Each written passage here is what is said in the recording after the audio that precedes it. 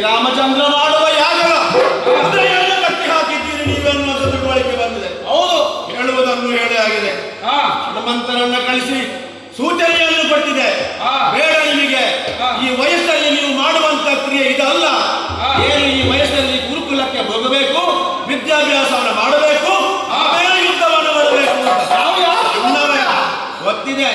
ನೀವು ಯಾರು ಅಂತ ಗೊತ್ತಿದೆ, ನಾವು ಯಾರು ಅಂತ ಗೊತ್ತಾಗಿದೆ. ಪ್ರಭು ಶ್ರೀರಾಮಚಂದ್ರನ ಬಲಗದವಲ್ಲ, ನಮ್ಮನ್ನು ಪ್ರಶ್ನೆ ಮಾಡುತ್ತೀರ ನೀವು.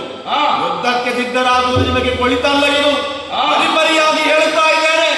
ವಯಸ್ಸಲ್ಲಿ ಚಿಕ್ಕವರು ಕಲಿಯುವುದನ್ನು ಕಲಿಯಿರಿ, ಆಮೇಲೆ ಯುದ್ಧಕ್ಕೆ ತಯಾರಾಗಿ. ಹೇಳುವುದನ್ನು ಹೇಳಿದೆ, ಎನ್ನೋ ಯುದ್ಧಕ್ಕೆ ತಯಾರಾಗಿದೆ. ನಿಮ್ಮ ವೃಂದವನ್ನು ಚೆಂಡಾಡುತ್ತಿದ್ದೇವೆ.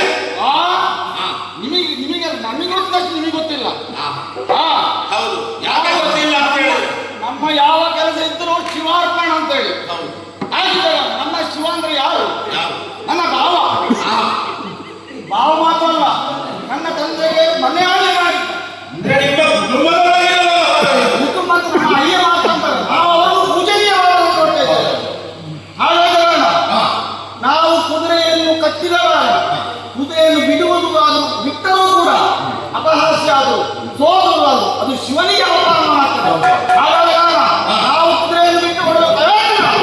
ಒಂದು ವೇಳೆ ನೀವು ಬಿಟ್ಟಿದ್ದಾರೆ ನಮ್ಮ